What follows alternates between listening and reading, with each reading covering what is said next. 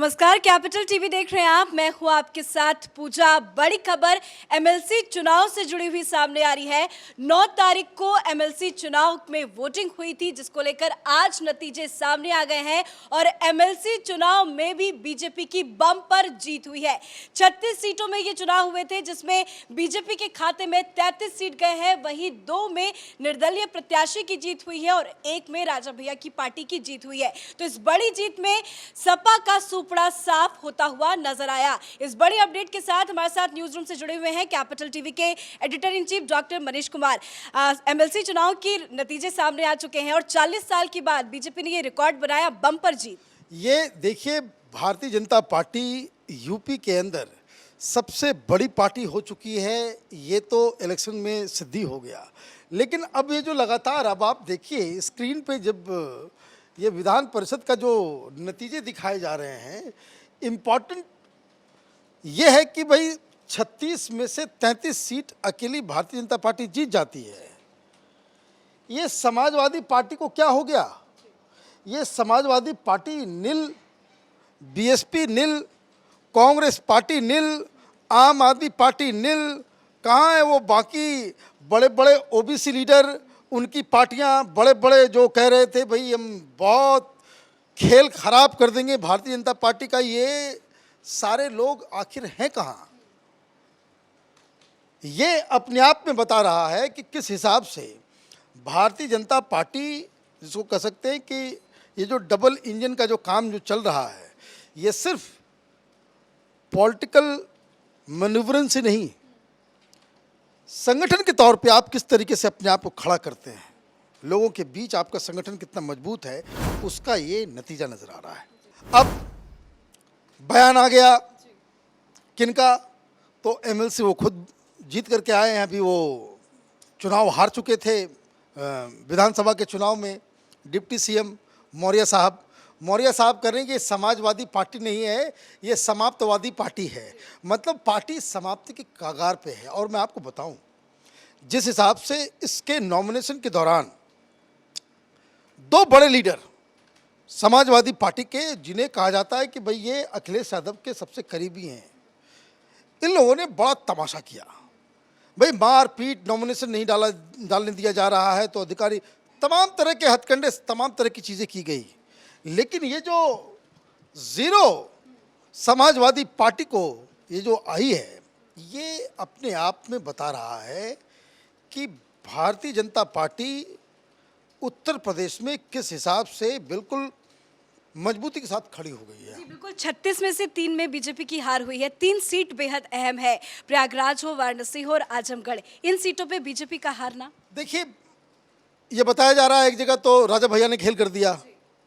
राजा भैया की वजह से बाहुबली, उसका ये इलेक्शन थोड़ा अलग भी होता है, तो बाहुबलियों की वजह से ये मसला, मतलब आप हारे हैं। लेकिन अब तो इलेक्शन है, इलेक्शन में ऐसा तो आप नहीं होगा कि भाई आप 100% सीट जो है आप जीत जाएं। 36 में से आप 33 जीत रहे हो, ये अपने आप में ऐतिहासिक और ये बम्पर, ये बताया जा रहा है कि भाई कोई 40 साल पुराना रिकॉर्ड जो है वो टूटा है।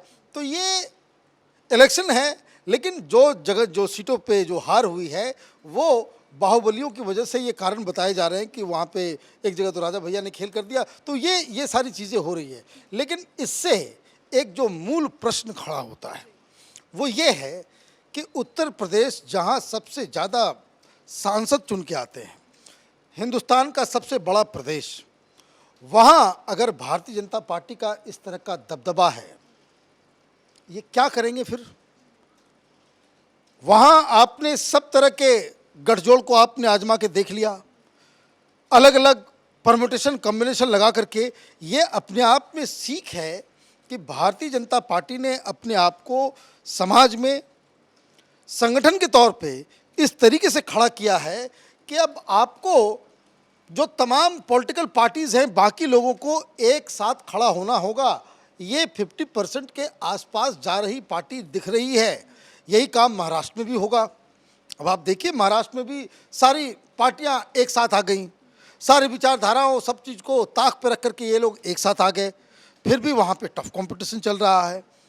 Bharatiya Janata party state by state आपने सबसे बड़े स्टेट के ऊपर कब्जा कर लिया। असम पे उसी तरह से आपका कंट्रोल है, उत्तराखंड में है, हिमाचल में है, तो ये गुजरात में है, अब राजस्थान की स्थिति भी खराब हो रही है।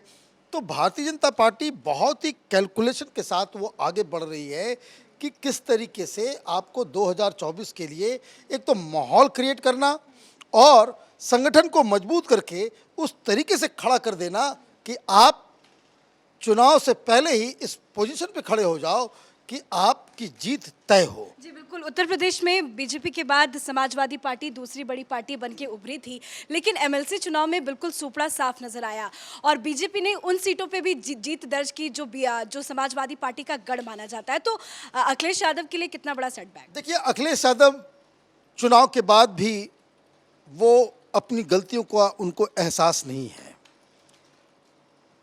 हार जीत, गलतियां जीवन में सब लोग करते हैं, लेकिन उससे सीख लेने की आवश्यकता होती है। वो पॉलिटिकल पार्टी जो अपनी हार से सीख नहीं लेती, अपनी गलतियों से जो लोग सीख नहीं लेते, उनकी तबाही, उनकी बर्बादी वो 100% तय हो जाती है।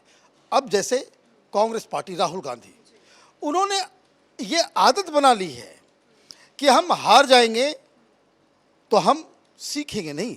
अभी तक आप बताइए कि 2014 में हार हुई, 2014 में तो एंटनी कमेटी भी बनाई गई, उसकी रिपोर्ट भी आ गई किस वजह से हम हारे।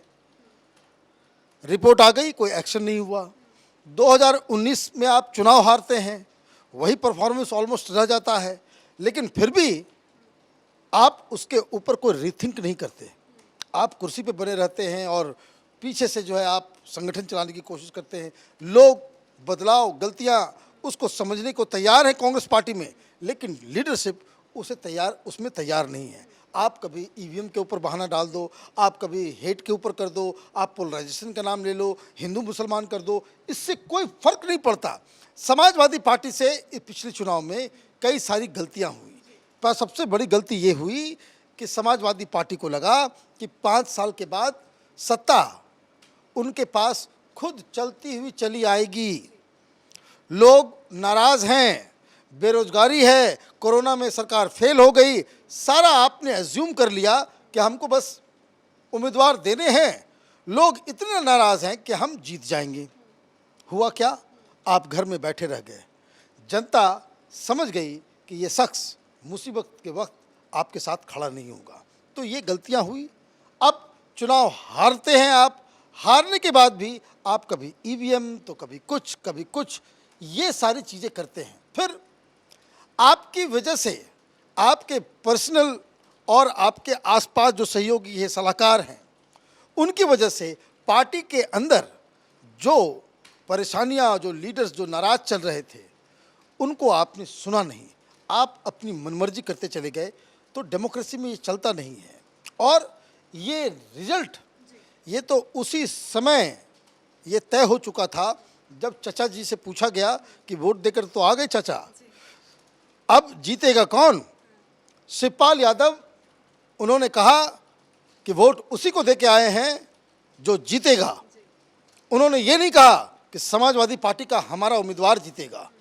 ये अपने आप में बताता है कि समाजवादी पार्टी के अंदर डिसकंटेंट किस तरीके से है। लोग जो समर्थक होते हैं वो आपको कुछ दिन तक आपके साथ खड़े होंगे, आपकी मदद करेंगे। आप हार भी सकते हैं, आपसे कुछ मिस्टेक भी हो सकता है, समर्थक आपका साथ नहीं छोड़ते।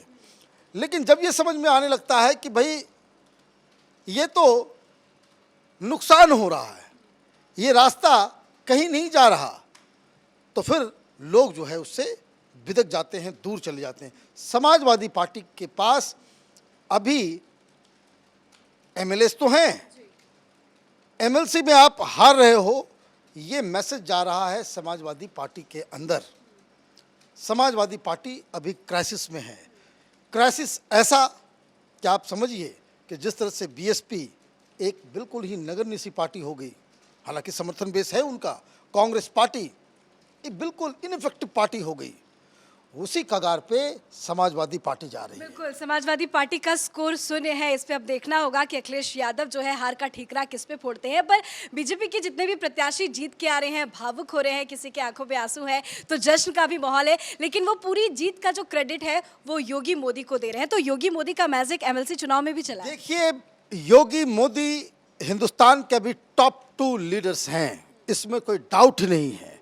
प्रधानमंत्री मोदी हिंदुस्तान की आज़ादी के बाद के सबसे पॉपुलर प्रधानमंत्री भी हैं और सबसे पॉपुलर लीडर भी हैं।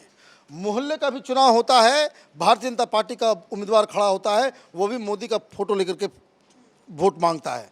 तो प्रधानमंत्री मोदी की अपील का तो कोई डाउट ही नहीं है।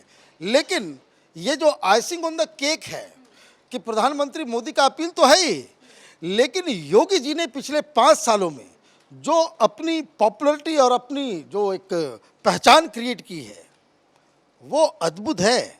और योगी जी के जैसा अभी मोदी के बाद हिंदुस्तान में कोई दूसरा लीडर नहीं है जो पॉपुलैरिटी उनकी सिर्फ उत्तर प्रदेश ही नहीं देश भर में है।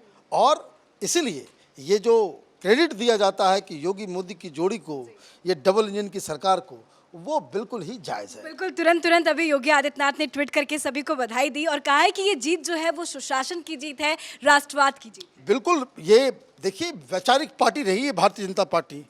ये शुरू से ये लोग लाग लपेट नहीं करते। और दिक्कत क्या है कि इनके फील्ड में जाकर के विपक्षी खेलने की कोशिश करते हैं। आप अब रामनवमी का मसला आ गया, देखिए पूरे देश भर में 100 से ज़्यादा जगहों पे पथराव हो गया, 8 राज्यों में हिंसा हुई। यूपी से कहीं खबर आई नहीं। क्यों?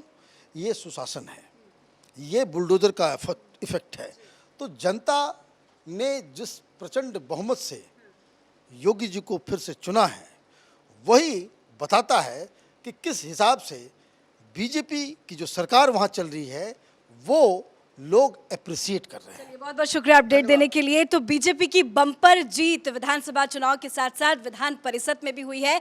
बीजेपी कार्यालय के बाहर बम्पर जीत की खुशियां मनाई जा रही है। ढोल नगाड़ों के साथ कार्यकर्ता झूमते हुए नजर आ रहे हैं। पर सबसे बड़ी बात यह है कि सपा किस तरीके से हारी है, वो एक बहुत बड़ा प्रश्न भी खड़ा हो रहा है, क्योंकि सपा का सुपड़ा साफ है। सपा का स्कोर जो है वो शून्य है। तो वहीं 2 निर्दलीय प्रत्याशी की जीत हुई है और एक राजा भैया की पार्टी लोकतांत्रिक पार्टी की जीत हुई है। और बीजेपी की 36 में से 33 सीटों में जीत दर्ज हुई है। इस बड़ी अपडेट में मेरे साथ फिलहाल इतना ही। कैमरा पर्सन रवि के साथ मैं पूजा, कैपिटल टीवी।